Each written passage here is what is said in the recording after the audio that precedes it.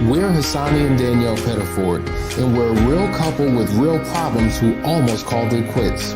I was very frustrated. I became very disconnected, very jaded and cold. We have 4 children, going on 20 years of marriage, and we practice what we preach. Our mission, to change the way couples relate to one another and teach them the skills needed to improve the quality of their relationships. This is the Couples Academy Show. Well, welcome everyone to the Couples Academy Show. My name is Hassani Pettiford, and this is the illustrious Lakeisha Hines, and we're serving you today in our conversation. Listen, guys, we've been talking about it for quite some time, but today is the last conversation where we deal with separation and divorce. It has been a series that we've been doing for several weeks. We hope that it's been helpful and impactful. But we're going to talk about the emotional cost of divorce. Now, oftentimes we talk about it from a financial perspective and the financial hardship that couples suffer from. But what about the emotional tax that you have as you're going through the process and then several months to several years beyond? That's what we're talking about today. But before we do that, Last Chance Weekend is coming up the second weekend of January. Make sure you register for that. I want to start off, Lakeisha, one piece, and this should take literally 2 minutes, regarding the financial piece is this, right? The individual properties, whether it be a person's cars, boats, their antiques, their pets. How about that? Splitting furniture. I love that couch. That's my favorite couch. You can't have that couch. The art, right? Family heirlooms and other personal properties. This is where it gets grimy. This is where, couples go at war over possessions because there's such an emotional attachment to the possessions that they have. And so even though we're dealing with intangible objects, once again, it ties into the emotional connection to these things. What are your thoughts on that? Absolutely, 100%. And it is a situation where it's like, listen, you're not going to get, okay, that couch that I picked out, that couch that I sat on for all these years, that couch that I nursed my babies on. Are you kidding me? You are not getting that couch. It's too many memories. Yeah, I mean, we do get attached to things, but honestly, it's really not about the things. It's about the control, right? And that's kind of what we were talking about the other day, that, people just want to have control of something. They can't control the divorce. They can't control the relationship status and where it's at. So this is just something that they feel like they might be able to have some control of. Absolutely. But beyond the physical possessions, to your point, what is this doing to me personally?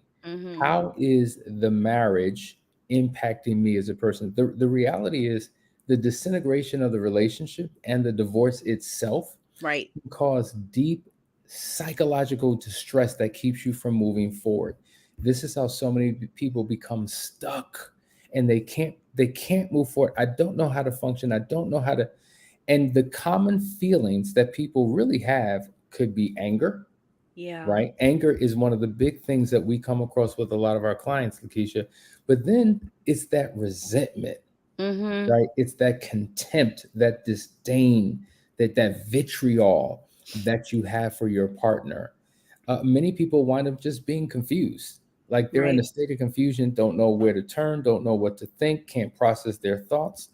And then we know that others really are soaked and saturated in deep level fear and trepidation, all that anxiety that creeps up, then shame.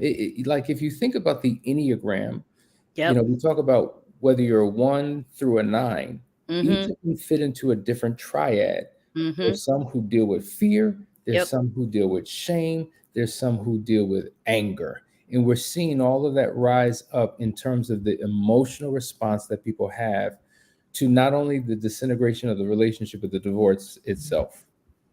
Well, I think the confusion can lead to fear, and then the fear causes the anxiety. And a lot of the fear is fear of the unknown. How am I going to move forward after this? What is life going to look like? And how long is it going to take me to heal and recover from this divorce? And are we ever going to be cordial? Are we ever going to be able to, just have a conversation without all the emotions attached to it? One of the things, Sasani, that I'm normally here for my ladies. I try to represent Mhm. for my ladies all the time, but today I really felt like I just want to talk about the dads a little bit, because I think the dads are the ones that really kind of get the short end of the stick a lot of times. And I think, one of the biggest things with the fathers is, speaking about the emotional component, is that dads are often told, you just need to suck it up, get back to work, put money in the account, support the family, take care of your ex, take care of the kids, and forget about your physical, emotional, and mental wellness. And that's not right.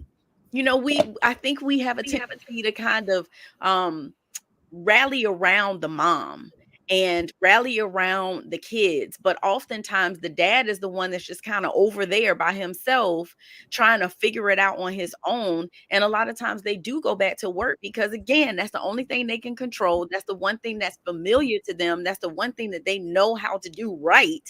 So they go back to that and never deal with that emotional component that really they have to, in order to heal and be ready for the next relationship, or just be ready for the most important relationship, which is the relationship with themselves. Dads, just men, period, they suffer the worst in Mm-hmm. terms of divorce. The legal system doesn't work in favor. Now, let me rephrase. Let me hear what I'm saying in context, because yes, when a divorce does happen, women really are hit more financially because they're not necessarily the main provider. The husband may be making more money. So it puts them in such a horrible financial situation. So I don't want to make a comparison between men and women in that regard. But what I'm Mm-hmm. saying is, in terms of how the courts treat men, the ongoing responsibility that men have after the divorce.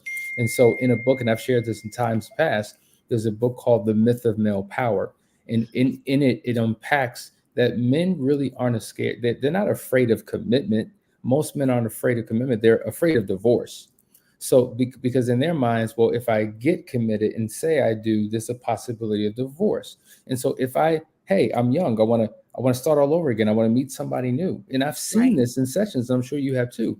They're off to their next relationship, but they're still Mm-hmm. financially responsible for a ex-wife and Yes. children that come from that first marriage. And it causes so much stress and strain on the existing marriage. And so Yes. now my money is split in two ways, and you mad at me because of what happened before I met you. But what can I do about it? The courts were, and it's like when you are financially responsible for people who potentially hate you and want Right. nothing to do with you but your Oh, money, it makes men feel some type of way.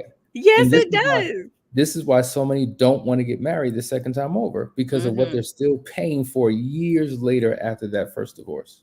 Absolutely. And I think also, dads, they suffer from depression too. The moms often will say, they're depressed, and there's a such thing called situational depression, right? They're Mm, depressed because of their situation. And so dads suffer from that depression too. But what happens is, when they verbalize that, when they actually reveal that to people, then they can be seen as unfit parents. And oh, that's the reason why they got a divorce, because he was depressed and he was unfit. And that's why the relationship didn't work. exactly. And so, listen, let's get back to this whole emotional tax on the divorce. It's not just emotional, right?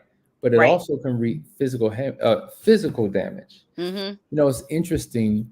Many people who are separated on the verge of divorce, they're experiencing all types of stress. When people come to do last chance weekends, oftentimes we realize that they suffer from physical stress, and the impact that that has is on their diet. Yeah. Think about that. People have lost literally 20, 30, 40 pounds Mm-hmm. because their brain is just, I don't know, something happens to them, and they're not able to even eat and hold down food. And they become overwhelmed. Like, there's this term called the divorce diet, Yeah. right? And the benefits of the divorce diet is, okay, now that I'm single, I'm going to be looking good and dressing good and boom, boom, boom, boom, boom. And that sounds good, but in reality, weight loss follows a separation and divorce, and could be destructive to your body. And so the appetite goes. Now people are just in a feeble state. Their sleep patterns have shifted and changed. They just can't function without this high level of stress and don't know how to adjust. Yeah, and the truth is, divorce is listed as the second most stressful life event of all of the life events. The number one most stressful life event is that of the death of a spouse. So think about that. Like the death of the spouse is number Mm, one, and then divorce from the spouse is number two. So we know it causes a tremendous amount of stress. We know this. But you have some people who won't eat when they're really stressed out, and then you have those who overeat when they're stressed out. Like very this is true. something I literally had to really work on, like being an emotional eater. And when you are an emotional eater, you eat when you're happy, you eat when you're sad, when you're celebrating, when you're down, whatever, it doesn't matter. You eat no matter what. So for those individuals who may have even had an issue prior to the divorce with how they eat, their eating habits or whatever, it really just intensifies that and really could send them into a negative spiral, right? Where they really are just, again, overeating every time something comes up. They get a call from the lawyer, or they, right before they got to go to court or whatever, they may then begin to Mm. binge eat, which we know is unhealthy. So it could be on one end of the spectrum, under eating or overeating. That is so true. Even with the overeating, I know many people. And the thing is, like a lot of times people overeat, but don't know why. They Right. just don't know why they're doing it, and somehow they find comfort in it when Hmm. they don't seem to be able to find comfort in any other way. And Right. so it's just a strange thing. Anyway, guys, you're watching the Couples Academy show. We're talking about the emotional cost of divorce. Stay tuned, and we're going to go deeper into this conversation. Welcome to the Couples Academy app. The Couples Academy app is your go-to hub for how to do marriage right. Get started with our app today by perusing our amazing features that conveniently allow you to connect.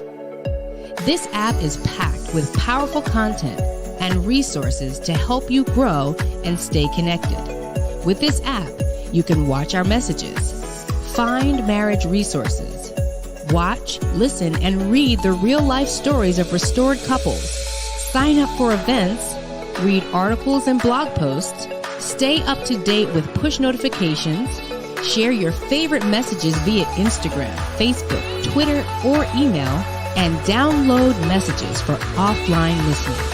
For more information about the Couples Academy app, go to couplesacademy.org.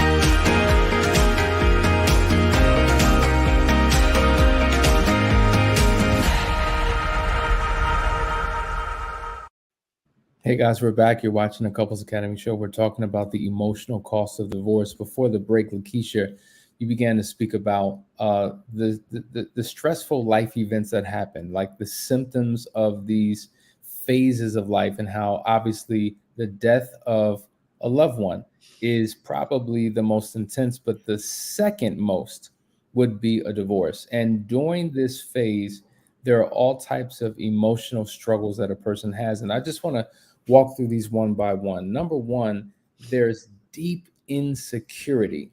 Like when you think about the fact that we're just weeks away, days away, it's tomorrow. Okay, oh my God, it's happened. We are now divorced.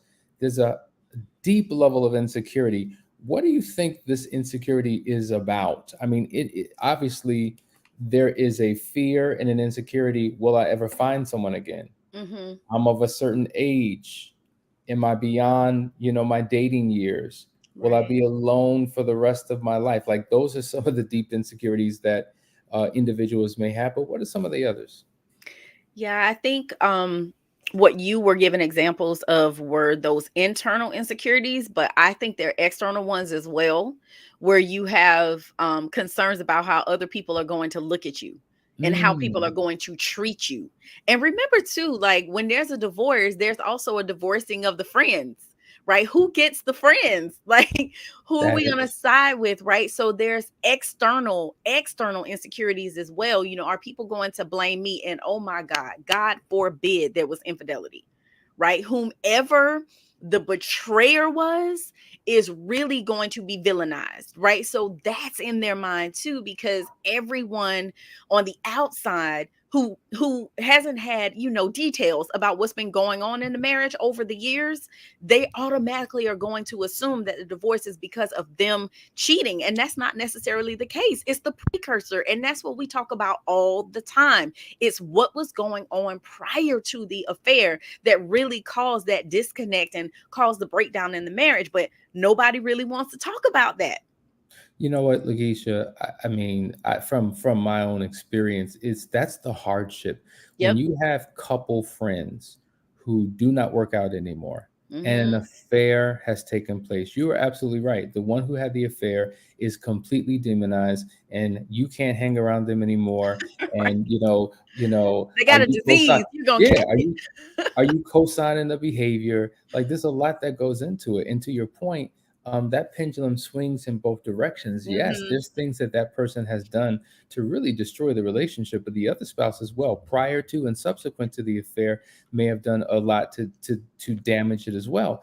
And so when you're forced to now have to pick and choose when it comes to outings and social events and holidays where you would spend life together, and now it's just like you don't get to give the phone calls or the invitations, it just becomes weird. And so to Right. your point, as someone once said, when you cheat on your spouse, you're not just cheating on your spouse, you're cheating on your family, but you're also Mm-hmm. cheating on your friends. You're cheating Mm-hmm. them out of what life could be like.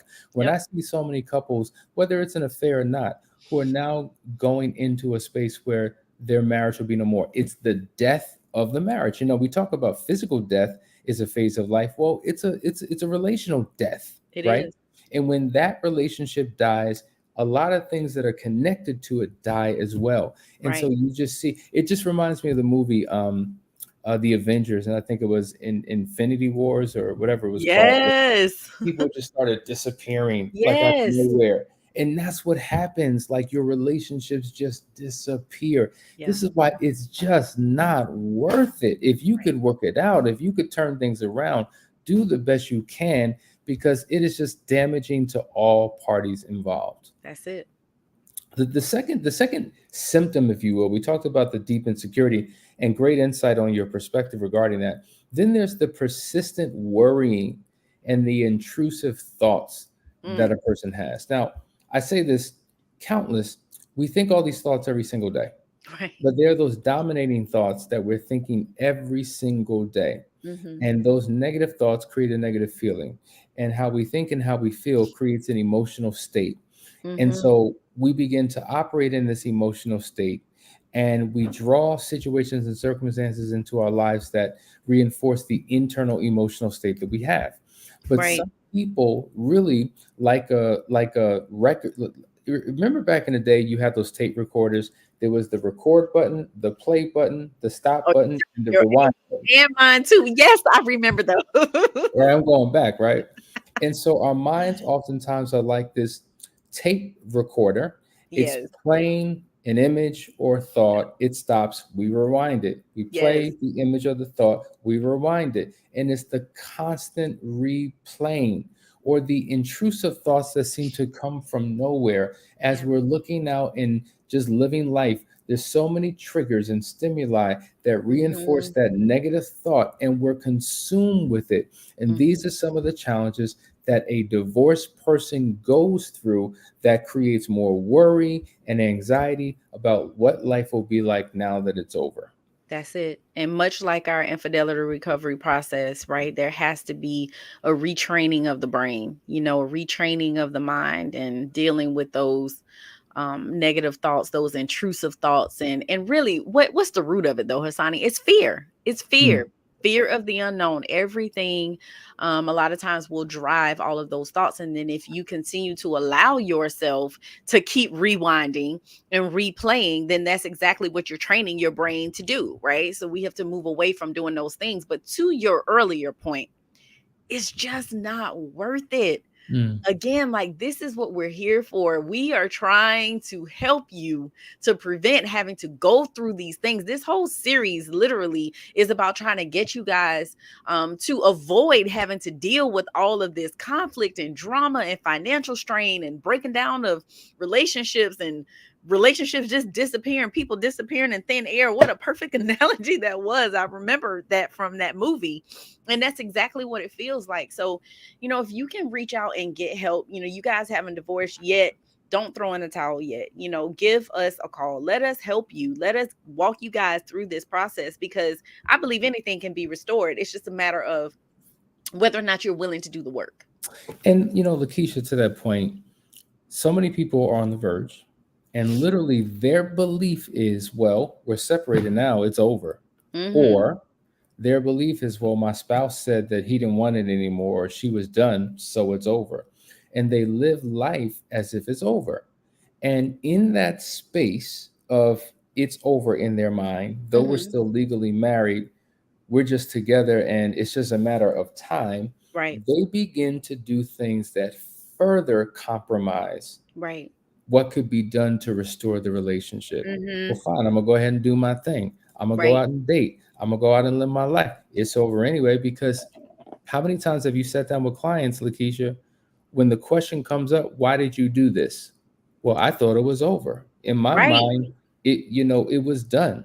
And so because I was settled with that, I made decisions that really wrecked what we had even more so. And so listen, it is not over until, as they say, the fat lady sings, but it's not over till that judge bangs that gavel on that table and says you are officially divorced. Well, even then, we've had couples come to Last Chance Weekend who were divorced, like officially divorced, right? Yeah.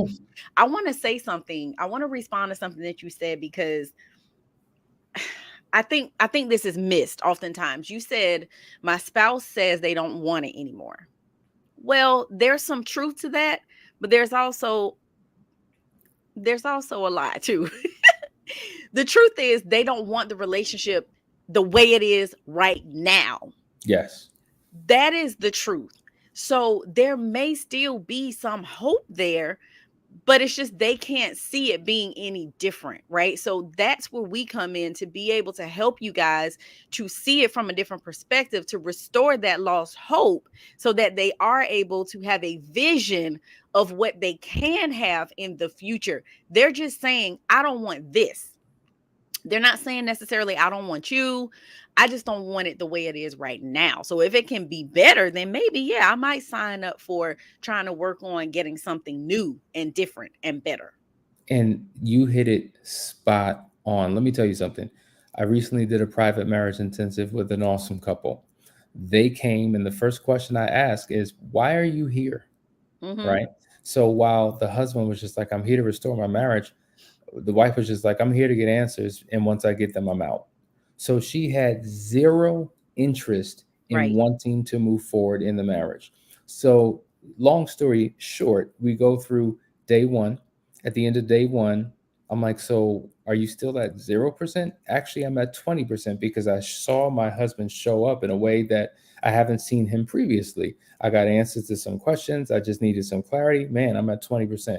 Okay, cool. I'll take that 20%. So we wake up the next morning. We go through a couple of exercises. I'm like, where are you at?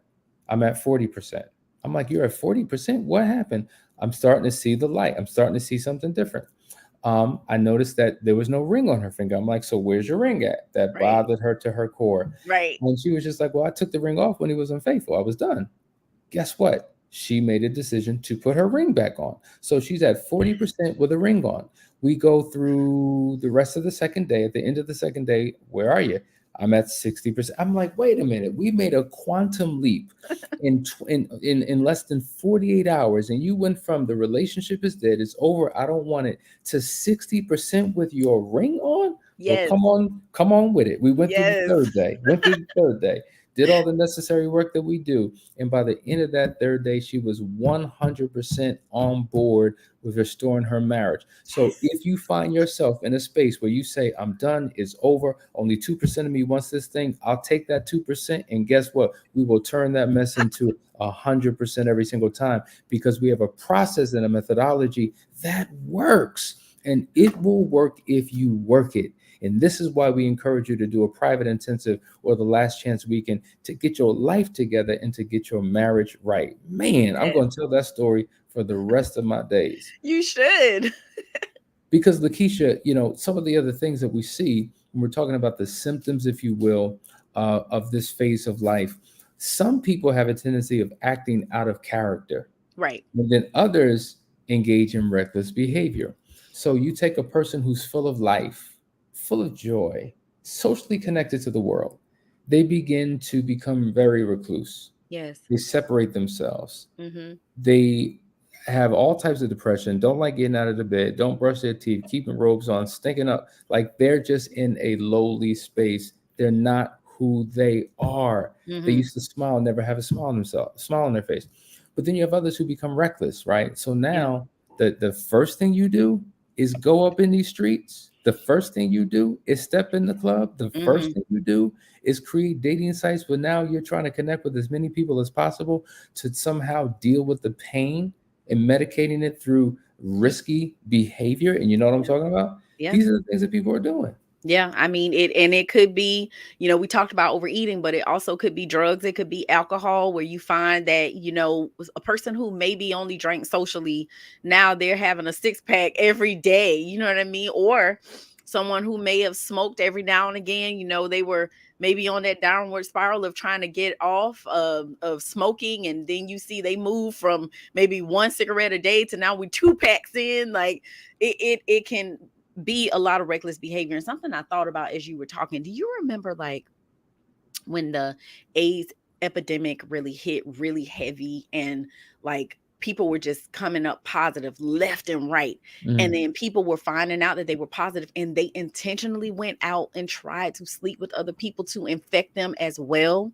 Like I think that happens too with situations like this, right? Where I'm hurting. And so I'm going to go and try to destroy as many lives as I possibly can because I'm miserable and I want other people to be miserable with me as well. I remember that.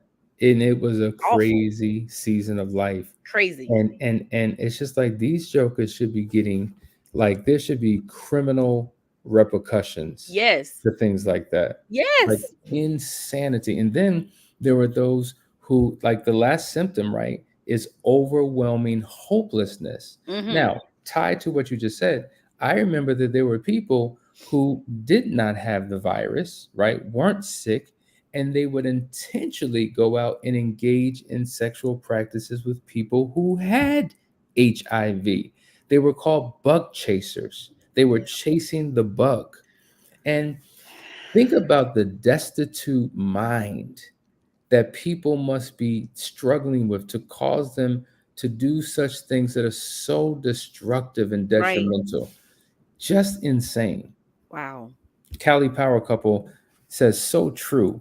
If my doctor told me I had 2% chance to live, I'd take it and I'd do all I needed to do to increase my chances. Same with the seriousness of my marriage. Yeah, he's speaking to the fact that some people only have 2% to live. And when they get these diagnoses, they give up on life. And others were like, 2%? Boom, okay. So there's still a chance. There's still a possibility. I will do whatever it takes. And so he says Couples Academy should be prescribed. Should be prescribed, yes. What can we do to make that happen? Listen, guys, we appreciate you spending the last couple of weeks with us. as we unpack divorce. I just felt it was a necessary topic to take the time to unpack and peel back the layers of, so that it would cause you to reconsider some things. As Lakeisha said, you don't have to give up hope. There is still hope for the hopeless. There is inspiration for those who feel a sense of desperation, and that's exactly why we're here. So reach out to us at couplesacademy.org. We're here to serve you. There's still time before the end of the year to do something significant for your marriage. Just a quick announcement. Of course, tomorrow is Ask the Experts. We're going to be doing that. But all next week, we're going to be doing marathons of your favorite shows, the highly rated shows, the ones that people have been tuning into and watching. We're going to take some time and walk you through those particular shows, so it'll give you a great foundation as you transition into 2023. So if I don't see you tomorrow, enjoy your Christmas. Make it a wonderful one. Love you guys. Talk to you soon. Take care.